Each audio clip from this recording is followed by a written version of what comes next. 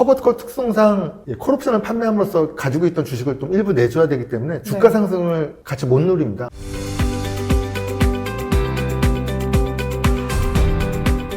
저희 2부 이어서 최영민 작가님과 함께 하겠습니다. 작가님, 단도직입적으로 월배당 어떻게 받고 계시나요? 그래서 제가 표로 좀 정리해 봤는데요. 좀 많이 투자하고 있지는 않습니다. 적게 투자한 대신에 배당률이 높은 커버드콜에 좀 많이 투자를 하고 있습니다. 리스크는 좀 있긴 한데요. 근데 투자 금액을 낮추면 리스크는 낮아집니다. 근데 배당률을 낮추면 리스크는 낮아지겠죠. 근데 배당률을 낮추면 또 투자 금액을 높여야 되고 정리하면 리스크를 낮추기 위해서는 투자 금액을 낮추던지 아니면 배당률이 낮은 종목에 투자하면 되고요. 현재 총 투자 금액은 저는 1억 800만 원입니다. 배당금은 한 260만 원 정도 들어오고 있고요. 배당률로 따지면 29% 정도 됩니다. 배당금 같은 경우는 이제 재투자하지 않고 인출해서 생활비나 이제 여가비로 사용하고 있습니다. 당초 계획은 좀 더 늘려서 한 2억 이상, 3억 투자하는 거였는데, 제가 막상 이제 퇴사하고 보니까 예상보다 생활비가 많이 안 들더라고요. 또 제 아내가 아직 직장 생활을 하고 있어서 지금 한 1억 정도만 투자하고 있습니다. 그 대신에 배당금을 좀 높이기 위해서 배당률이 높은 커버드콜 위주로 포트폴리오를 구성했습니다. 표 보시면 처음에 2024년 2월에 제 계좌 7천만 원 투자했고요. 미국에 상장된 커버드콜인데 JP 모건에서 만든 나스닥 100 지수 추종하는 ETF죠. 31% 비중. 그리고 똑같이 나스닥 100에 투자하는데 글로벌 X사, 미래세 자산운용사의 미국 글로벌 자회사인데요. 23% QYLD 종목 비중했고, 그 다음에 1드맥스사에서 나온 초고배당주죠. MVDY의 22, S&P 500 추종하는 JP모건에서 만든 커버드콜 JP의 20%. 마지막에 이제 코인베이스를 추종하는 ETF인데요. 초고배당주. 코니의 4%입니다. 그래서 한 배당금이 한 130에서 140만 원 정도 나오고 있고요. 그리고 제 아내 계좌에 이제 또 추가로 했는데, 2025년 3월에 이제 3,300만 원, MVDY, 배당을 많이 주는 초고배당에 그냥 많이 투자했는데 54%, 그 다음에 JPQ의 30%, JP의 16%, 한 100에서 110만 원 정도 나오고 있습니다. 그리고 최근에 저번 달에 이제 한국에 상장된 국내 코스피 200 추종하는 커버드콜도 투자해보기 시작했는데요. 코덱스 200 타겟 위클리 커버드콜이라고 해서 배당률은 12에서 15% 정도 주면서 지금 워낙 국내 증시가 좋기 때문에 주가도 많이 상승했습니다. 그래서 토탈 1억 800만 원 투자해서 배당금 240에서 260만 원 정도, 배당률 27%에서 29% 정도 나오고 있습니다. 일단 이 커버드콜 ETF에 대해서 굉장히 궁금한 게 많은데 일단은 커버드콜 ETF라는 상품이 어떤 상품인가요? 커버드콜 ETF는 정의를 내리자면 주식을 보유함과 동시에 콜옵션 매도함으로써 얻는 높은 프리미엄을 받았다가 자산운용사가 그 프리미엄을 갖고 우리 투자자들한테 이게 분배해 주는 겁니다. 배당금이라고 요즘 많이 하는데 그래서 많이 나오는 거죠. 그러니까 주식 상승분 외에 추가로 콜옵션 프리미엄을 얻는다. 콜옵션이라는 상품을 판매함으로써 얻는 수익이 좀 꽤 큽니다. 그것 때문에 보통 한 10%에서 15%, MVDY 같은 경우는 50에서 70% 정도까지 배당금을 이렇게 주고 있습니다. 말이 되나요, 그게? 70%까지요? 예, 있습니다. 100%짜리도 있어요. Y로 끝나는 MVDY, 코니, MSTY라는 초배당 ETF가 있는데 1드맥스사에서 나온 거고, 지금 한국인들 사이에서도 아시는 분 많이 아시고, 근데 리스크가 좀 있으니까 포트폴리오에서 한 10% 이내 비중으로 투자하는 게 현명하겠죠. 어떤 리스크가 있나요? 아무래도 이제 배당금을 50%, 70% 주는 만큼 모든 주식에도 배당락이 있듯이 배당락 때 많이 떨어지거든요. 그렇게 큰 폭으로 떨어지면 이제 다시 다른 주식 같은 경우는 올라주는데, 커버드콜 특성상 콜옵션을 판매함으로써 가지고 있던 주식을 좀 일부 내줘야 되기 때문에 주가 상승을 같이 못 누립니다. 그러면 주가가 좀 더디게 올라가거든요. 크게 떨어졌는데 오르지를 못하니까 장기적으로 보면 많이 떨어져 있어요. 그렇게 되기 때문에 초고배당주 30% 넘는 거는 이렇게 원금이 나중에 가면 좀 적어질 수도 있다. 그렇지만은 말씀드렸던 제피나 제피 같은 한 10에서 12% 정도 배당금을 주는 거는 원금이 까이지 않습니다. 지금 상장 이후로도 계속 상승하고 있거든요. 그럼 커버드콜은 어떻게 보면 장기 투자로는 적합하지 않은 건가요? 장기 투자의 목적은 어떻게 보면 또 시세 차익이고, 장기 투자하려면 스파이나 QQQ 같은 지수 ETF를 하셔야 되죠. 아니면 배당금도 받으면서 주식 주가도 오르고 싶다 하시면 슈드라고 SCHD, 배당률은 한 3.5%밖에 되지 않지만 매년 10%씩 배당금을 올려주기 때문에 우상향하면서 주가도 오르면서 배당금도 3.5%씩 매월 받는 거죠. 그런 성장 ETF에 투자해야 되죠. 근데 이런 커버드 콜은 저처럼 현금 흐름이 필요한 분들, 네. 원금은 별로 오르지 않더라도 큰 배당금만 나는 받으면 된다. 이런 분들을 위한, 은퇴 예정자를 위한 그 상품이라고 할 수 있겠죠. 그럼 어느 시점에 가면 원금이 녹아내릴 수도 있다라고 말씀을 해주셨잖아요. 그러면 포트폴리오 조정을 계속 하시는 건가요? 그런 기준으로? 저 같은 경우는 지금 월배당 네. 2년, 3년 전에 투자한 다음에 딱 한 번만 바꿨는데요. 어차피 제가 뭐 1억 한 800만 원이니까 그렇게 뭐 크다면 클 수도 있지만은 제 자산 중에서는 적기 때문에 네. 그 원금이 좀 까이더라도 난 상관없다. 배당금만 받으면 된다 오. 하고요. 실제로 배당금을 또 많이 받고 있기 때문에 원금이 좀 까였더라도 총 수익률, 배당금을 까지 합한 수익률은 훨씬 플러스죠. 그러니까 저도 계속 가지고 있는 거고요. 또 궁금한 게 배당락 말씀해 주셨잖아요. 네네. 배당락이라는 게 배당금을 주고 난 뒤에 주가가 하락하는 거를 얘기하는 게 맞나요? 네, 맞습니다. 보통 뭐 삼성전자도 마찬가지지만 배당락일은 주식을 사도 배당을 받을 수 없는 날이잖아요. 배당락일 전날에 주식을 사야지 배당을 받을 수 있죠. 오늘 배당락일이라서 오늘 주가를 사도 뭐 배당을 못 받으니까 다 팔잖아요. 그날 이제 또 많이 떨어지고 또 그 배당금을 준 만큼 뭐 순 자산에서 배당금이 빠져나가니까 아무래도 이제 주가는 좀 하락합니다. 모든 주식이 배당락일에는 주가가 많이 하락하거든요. 그러니까 어떻게 보면 배당금을 준 만큼 주가가 그만큼 떨어지거든요. 근데 아까 뭐 30% 50% 이상 되는 초고배당 ETF 같은 경우는 배당금을 뭐 50%씩 주니까 아무래도 배당락일에 배당금을 주는 만큼 주가가 그만큼 더 많이 떨어지니까 배당금을 많이 주는 만큼 배당락일에 주가도 많이 떨어집니다. 보통 대부분은 주가가 떨어진 다음에 배당락일에 뭐 시간이 갈수록 주가가 다시 또 서서히 올라가는데 이게 커버드콘 특성상 오르는 게 좀 더디다 보니까 장기적으로 보면 오히려 떨어질 수 있죠. 그럼 아까 말씀해주신 Y로 끝나는 굉장히 매력적인 상품인 것 같은데 네네. 그럼 리스크가 원금이 녹는 그 걱정만 하면 되는 거예요? 네네, 맞습니다.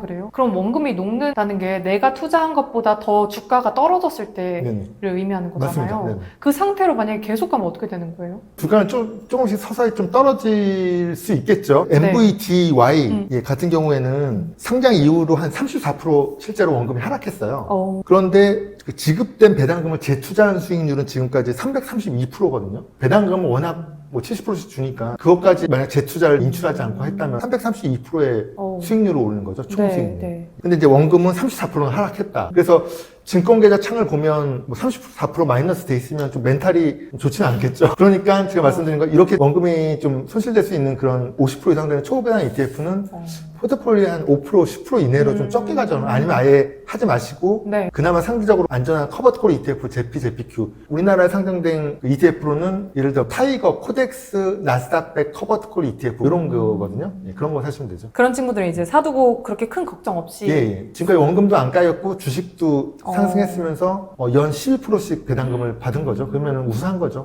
안정적이네요. 배당 투자를 한다. 그러면 주의해야 될 게 또 다른 건 없을까요? 방금 말씀드린 그 MVDY처럼 오로지 배당률만 높다고 뭐 50%, 70% 된다고 해서 맹목적으로 거기에 뭐 올인을 하던가 이러면은 안 되죠. 그래서 사실 뭐 투자에서 중요한 것은 말씀드렸듯이 이제 수익률 중에서 총 수익률입니다. 배당을 많이 받아도 진짜 주가가 많이 떨어져서 그것까지 합해서도 총수익률이 뭐 마이너스라고 하면은 잘못된 투자겠죠. 그래서 초고배당 ETF 투자는 배당률이 아무리 높다고 해도 좀 신중하셔야 되고요. 투자하시더라도 감당할 수 있는 범위 내에서만 하시는 걸 좀 추천드립니다. 그러면 추천해주시는 월배당 ETF는 제피, 제피큐, 그리고 그렇습니다. 국내에서는 코덱스 타이거, S&P 500 커버드콜이나 뭐 코덱스 타이거 나스닥백 커버드콜, 뭐 타겟 위클리 커버드콜 이렇게 많이 나와 있습니다. 이름이 왜 이렇게 어려울까요? 점점 좀 복잡한 네. 상품을 내고 있더라고요. 이름이 네. 어렵습니다. 국내 건. 처음에 커버드콜을 우리나라에 출시됐을 때 15% 타겟 뭐 커버드콜 이런 상품으로도 많이 나왔어요. 근데 금감원에서 15%, 11% 확정적으로 주는 것처럼 그렇게 얘기하지 말라 그래서 그 숫자는 없어졌고요. 예를 들어 타이거 나스닥 100 타겟 위클리 같은 경우는 타겟이라는 거는 암묵적으로 이제 본인들 자산운용사 홈페이지 들어가면 나와 있는데 상품명에 11%라고 쓰진 않았지만 11% 주겠다. 그게 타겟이라는 거고요. 그리고 위클리 커버드콜은 제가 뭐 콜옵션을 판매함으로써 높은 수익을 얻는데 보통 월마다 콜옵션을 팔거든요. 주마다 팔겠다는 얘기예요. 계속 자주 팔면은 많은 옵션 프리미엄을 얻거든요. 네. 그래서 배당은 많이 이렇게 주겠다. 그러면서 상대적으로 또 주가 수익도 올리겠다. 그런 전략으로 해서 좀 상품면도 좀 복잡해지는 것 같아요. 은근히 티를 내고 있네요. 네네. 근데. 저는 처음에는 그 콜옵션을 투자자가 해야 되는 건 줄 알았어요. 아닙니다. 네. 자산운용사가 네. 헤지펀드나 뭐 외국인 투자자한테 콜옵션을 파고 헤지펀드가 콜옵션을 사는 거죠. 자산운용사에 돈을 주는 거죠. 그런 걸 모았다가 이제 투자자들한테 월에 배당금을 이렇게 주는 겁니다. 어떻게 보면 그 프리미엄만 투자자는 얻으면 되는 거죠. 예, 맞습니다. 그러면 3040 세대와 5060 세대 좀 나눠가지고 아직 벌이가 그렇게 많지 않은 분들, 하지만 좀 공격적으로 투자를 할 수 있는 사람들과 또 어떻게 보면 시드는 있는데 좀 안정적인 투자를 해야 되는 분들에게 나눠서 포트폴리오 구성을 한번 추천해 주신다면? 다 각자의 개인적인 투자 성향이나 경제적인 상황, 그리고 뭐 미혼인지 자녀 수가 몇인지, 뭐 그리고 나는 이 정도면 리스크를 감내할 수 있다, 나는 안 된다, 무조건 안정적이었는데 다 각자 다르잖아요. 그래서 뭐 참고만 해주셨으면 좋겠고요. 네. 3040 세대는 어쨌든 회사에서 이제 연봉도 좀 늘어나고 월급을 제일 많이 받고 있고 앞으로 투자할 시간이 많이 남아 있습니다. 그래서 월 현금 흐름보다는 월급 계속 받고 있으니까 자산을 크게 불리는 게 제일 중요하죠. 장기적인 안목을 가지고. 그래서 미국 주식의 강남 아파트라고도 할 수 있죠. M7 주식, 뭐 알파벳, 엔비디아, 테슬라 같은 M7 주식의 자산을 이제 40% 정도 투자하고요. 그리고 안정적인 지수 ETF, 뭐 스파이, QQQ 이런 게 될 수 있겠죠. S&P 500, 나스닥 100 지수 추종하는 거. 그 지수 ETF에 나머지 60%를 투자하면은 뭐 제일 안정적이면서 장기적으로 수익도 볼 수 있는 구조입니다. 그리고 지수 ETF는 스파이 QQQ도 있지만 수수료가 더 낮은 SPYM, QQQM으로 하시는 게 좋을 것 같습니다. 왜냐면 이제 장기적으로 투자하면 운용 수수료도 또 무시 못하기 때문에 스파이보다 더 저렴하고 같은 자산운용사에서 만든 SPYM이라고 있고요. 그리고 QQQ보다 수수료도 저렴하고 주가도 더 싼 QQQM이 있습니다. 그거를 각각 5대5 비율로 투자하시면 될 것 같고요. 반면에 5060 세대는 이제 퇴직을 앞두고 있거나 이미 은퇴한 분들이 좀 많죠. 이제는 이제 은퇴 후에 삶을 차차 그려나가기 시작해야 되는데요. 이때 만들어 놓은 이제 현금 흐름 구조가 앞으로의 은퇴 후 삶의 질을 결정합니다. 그래서 신중해야 되는데요. 시세 차익이 주 목적인 개별 주식에 이제 20% 정도 투자하고 안정적인 지수 ETF에 30%로 가져가면서 이제 시세 차익을 노리고요. 이제 월 현금 흐름을 위해서 배당 성장 ETF, 커버드 콜보다는 안정적인 슈드, 우리나라 따지면 뭐 솔, 미국 배우 다우존스 ETF 뭐 이런 게 있는데 거기에 투자하시면 됩니다. 특히 이제 상장 이후에 계속 주가가 상승해온 제피와 제피큐의 커버드 콜 선택해서 5대5 비중으로 매수하시면 될 것 같습니다. 어떻게 보면 성장주 투자하면서 시세 차익을 노리고 네네. 또 동시에 현금 흐름은 월배당을 투자하면서 네네. 비중을 가져가면 될 것 같은데 중요한 질문을 또 빼먹을 뻔했습니다. 네네. 금융소득 종합과세 이거 어떻게 하고 계실까요? 배당소득세, 금융소득이 연 2천만 원을 넘어가면 종합소득세 합산되면 세금 늘어나고 건강보험료도 늘어날 수 있겠죠. 그래서 저 같은 경우는 2천만 원 기준은 인별 기준이거든요. 그래서 제 계좌로 2천만 원까지 배당받고 제 와이프 계좌로 2천만 원까지 하면 총 4천만 원까지 배당받을 수 있잖아요. 뭐 가족 간에 이제 계좌를 좀 분리하는 거죠. 뭐 자녀 계좌에 또 넣어서 배당금을 또 2천만 원까지 받을 수 있고 그렇게 하면은 뭐 5천만 원까지도 배당금을 또 받을 수 있고 이렇게 되잖아요. 계좌를 좀 분산하시면 될 것 같습니다. 그리고 그 이상 나는 이제 연배당금이 뭐 7천만 원 1억까지 된다 하시면 이미 부자신 거예요. 돈을 벌 만큼 세금을 내는 거는 당연하죠.